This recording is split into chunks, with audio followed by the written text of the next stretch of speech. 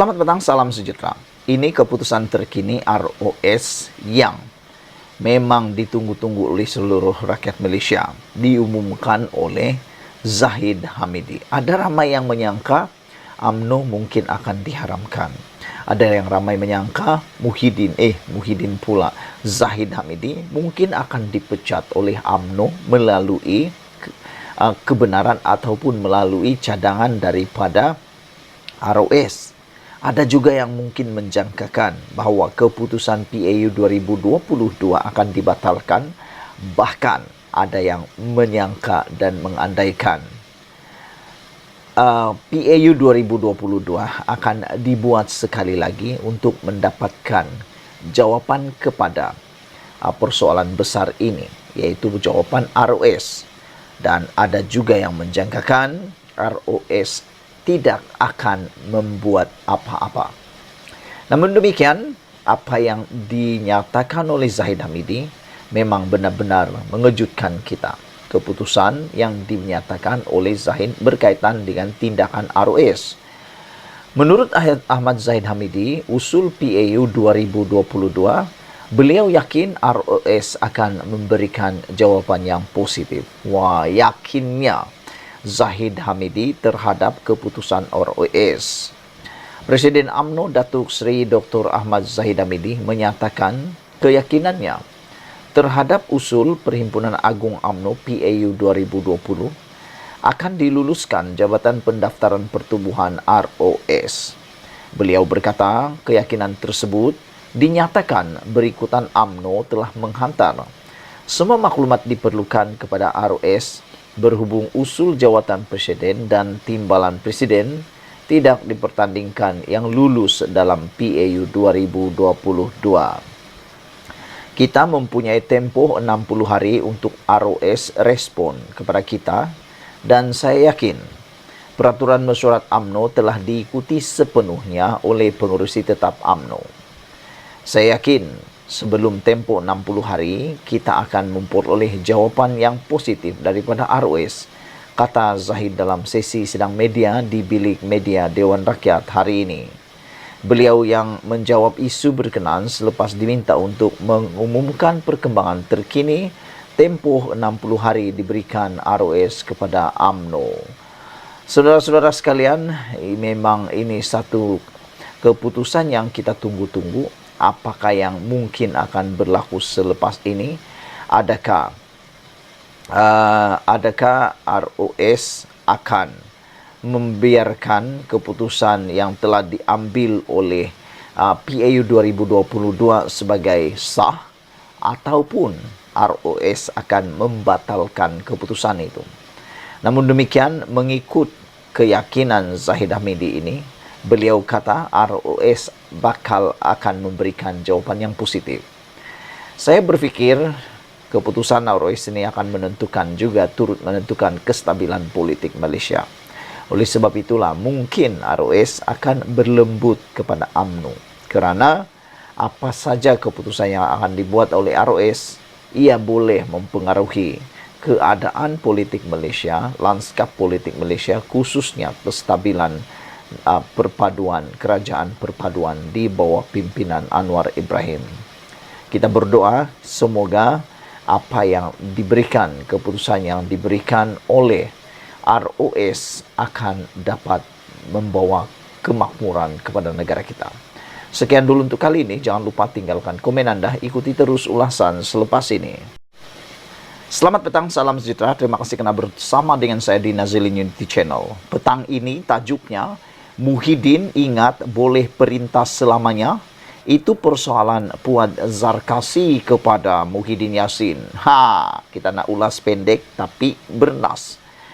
Kemarin Muhyiddin Yassin di dalam sidang parlimen menyatakan bahawa beliau kata Anwar Ibrahim tidak akan memerintah. Dia bertanya kepada Anwar Ibrahim, kamu ingat kamu akan memerintah selama-lamanya? Wah, itu persoalan Muhyiddin Yassin terhadap Anwar Ibrahim yang dilihat pada pendapat saya apabila melihat video dalam ucapan Muhyiddin Yassin, ianya kelihatan amat beremosi dan amat apa ya, mempunyai auranya yang tersendiri. Auranya apa? Beremosi. Namun demikian, apabila Muhyiddin kata, Anwar Ibrahim jangan ingat kamu memerintah selamanya, persoalan yang sama juga boleh ditanya kepada Muhyiddin Yassin, yaitu Muhyiddin ingat boleh perintah selamanya. Itu yang ditanya oleh Puan Zarkasi. Jadi satu pantun dibalas pantun. Muhyiddin kata, kamu ingat kamu boleh perintah selamanya kepada Anwar, dibalas pantunnya pula oleh Puan Zarkasi dengan jawaban yang sama, dengan soalan yang sama. Muhyiddin ingat boleh memerintah selamanya ke? Itu persoalan dia. Ahli Majlis Kerja Tertinggi UMNO, MKT UMNO, Datuk Dr. Muhammad Puan Zarkasi mengingatkan Tan Sri Muhyiddin Yassin mengenai pemerintahannya yang juga tidak akan kekal selamanya. Beliau berkata demikian selepas Presiden Bersatu itu menyatakan Perdana Menteri Datuk Seri Anwar Ibrahim tidak akan bertahan selamanya dan disifatkan sebagai kenyataan yang beremosi. Kenyataan Muhyiddin semasa berbahas di parlimen itu memang keras. Nada orang marah dan beremosi. Muhyiddin tunjuk berani walaupun bimbang dirinya mungkin didakwa. Kamu fikir kamu boleh bertahan selama-lamanya? Soal Muhyiddin. Dia marah kerana Anwar kerap bangkitkan kesalahan tata kelola keuangan pentadbiran Muhyiddin Yassin, kata Puan menerusi hantarannya di Facebook. Selain itu, Muhyiddin juga dikatakan pelupa. Berikutan sebelum ini, beliau cuba untuk bertahan, sehingga meminta darurat dan menggantung parlimen. Ini memang menarik. Kalau kamu masih ingat, insiden ini berlaku ketika Muhyiddin Yassin seakan-akan sudah kehilangan mandat, seakan-akan sudah kehilangan sokongan, sehingga beliau telah pun meminta darurat dan telah menggantung parlimen ketika COVID-19, walaupun pada waktu itu ramai, bahkan ada potensi beliau sebenarnya sudah kehilangan mandat di dalam Dewan Parlimen dan kehilangan sokongan daripada menjadi Perdana Menteri. Apa yang dibuat oleh Muhyiddin, dia meminta darurat dan menggantung parlimen. Kata Puan Zarkasi, kamu fikir itu boleh membuatkan kamu bertahan selama-lamanya dalam pemerintahan? Dia marah kerana Anwar kerap bangkitkan kesalahan tata kelola keuangan pentadbiran Muhyiddin, kata Puan Zarkasi. Puan berkata, tempoh darurat juga cuba untuk dilanjutkan, namun permintaan tersebut ditolak oleh Yang di-Pertuan Agong dan Majlis Raja-Raja.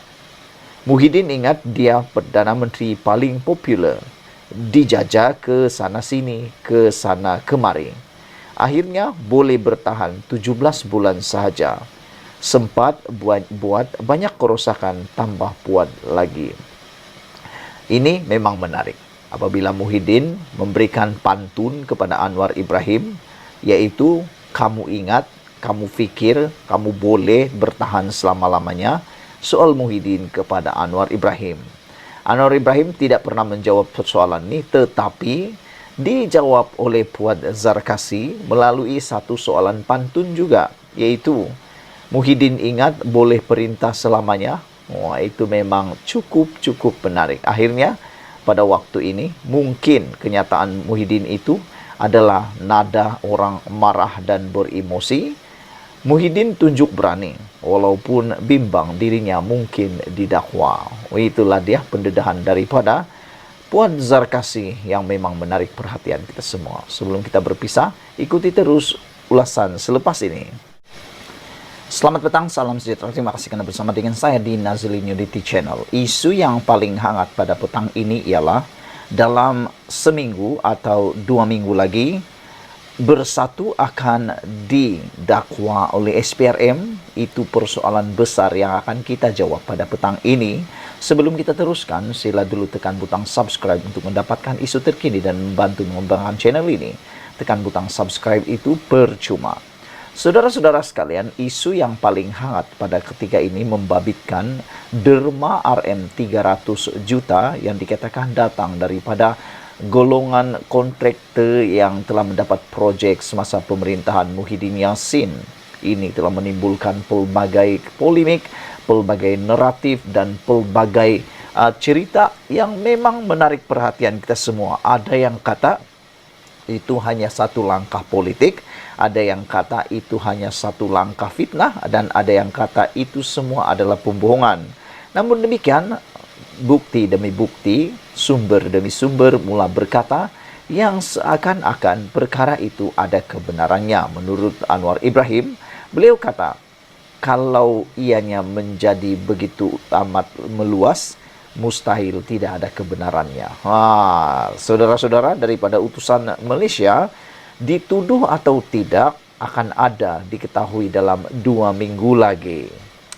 Siasatan Suruhanjaya Pencegahan Rasuah Malaysia SPRM mendapati terdapat pihak kontraktor yang membayar suapan kepada pihak tertentu dalam Parti Pribumi Bersatu Malaysia Bersatu bagi tujuan mendapatkan projek. Mendedahkan kepada utusan Malaysia, sumber berkata, dapatan itu diperoleh daripada siasatan ke atas beberapa akaun milik Bersatu yang dibekukan hujung Januari lalu. Setakat ini, kertas siasatan yang dibuka hampir selesai dan mungkin seminggu atau 2 minggu akan siap, katanya. Menurutnya, beberapa kertas siasatan dibuka. Ada yang sudah lengkap dan dalam perbincangan dengan Timbalan Pendakwa Raya. Pegawai penyiasat dan Timbalan Pendakwa Raya akan memuktamadkan dan putuskan sama ada terdapat kes atau tiada kes. Jadi, kerja SPRM jalankan siasatan dan difahamkan. Ada beberapa yang dikenal pasti dan bukannya semua daripada jumlah RM300 juta itu. Dana yang diperoleh parti itu digunakan untuk kempen pilihan raya, katanya.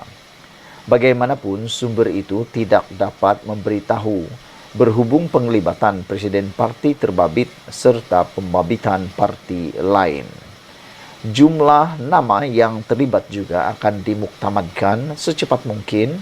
Kita akan tahu sama ada terdapat kes untuk dituduh, tiada kes atau akan dikenakan tindakan lain-lain. Yang menjadi isu ketika ini adalah jumlah sebanyak RM300 juta yang masuk ke akaun Bersatu, dan itu yang disiasat, kata beliau. Sebelum ini, Ketua Pesuruhjaya SPRM Tan Sri Azam Baki mengesahkan SPRM membeku akaun Bersatu untuk disiasat. Mengikut Akta SPRM 2009 dan Akta Pencegahan Pengubahan Wang Haram, Pencegahan Pembiayaan Keganasan dan Hasil daripada Aktiviti Haram. Saudara-saudara sekalian, nampaknya seperti yang dinyatakan oleh laporan di dalam utusan Malaysia ini, dituduh atau tidak akan diketahui dalam 2 minggu lagi berkaitan dengan derma RM300 juta yang diterima oleh Parti Bersatu yang telah menyebabkan akaun Parti Bersatu dibekukan bagi membantu siasatan berkaitan dengan isu 300 juta derma atau sumbangan daripada kontraktor ini. Bagaimanapun, sumber tidak dapat memberitahu penglibatan Presiden Parti terbabit iaitu Muhyiddin Yassin serta pembabitan parti lain dalam isu sumbangan 300 juta ini. Jumlah nama yang terlibat juga akan dimuktamadkan secepat mungkin. Kita akan tahu sama ada terdapat kes untuk dituduh, tidak ada kes atau dikenakan tindakan lain-lain. Yang menjadi isu ketika ini adalah jumlah sebanyak RM300 juta yang dimasukkan ke akaun Bersatu dan itu sedang disiasat, kata sumber berkaitan. Kita ikuti terus ulasan selepas ini.